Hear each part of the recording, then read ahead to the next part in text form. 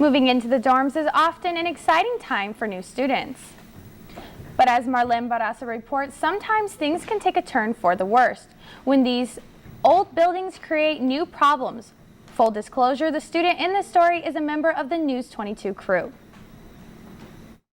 This is where it all started. The water kept leaking, they couldn't get it to stop. Oh my God. It was a Saturday morning. Our sink overflowed, that it came all the way here, and everything that was in these drawers where I had all my food had to be thrown away because of all the water that ruined it. We had to get all these chairs and move them back there, and we had to move all our furniture against there because the water reached about here. And we had the door open, all the windows open because there was a really strong odor. But the most damage was the carpet. This area is where it got the worst, and none of it is stuck on. None of this is. She started calling immediately, and several hours later, the maintenance team stopped the flooding, and Kelly went to stay with a friend.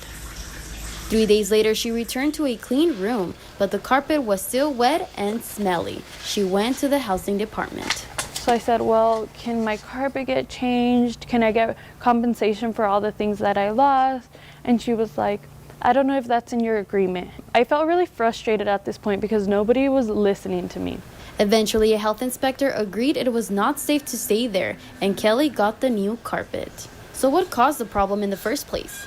Interim Executive Director of Housing and Residential Life at NMSU, Ophelia Watkins, said in a statement it was an isolated incident. A clogged kitchen sink caused the water to back up. It took a week before Kelly could move back into her room. She feels it took too long and she had to push too hard to get something done. So for them to let me down like that, I was really hurt.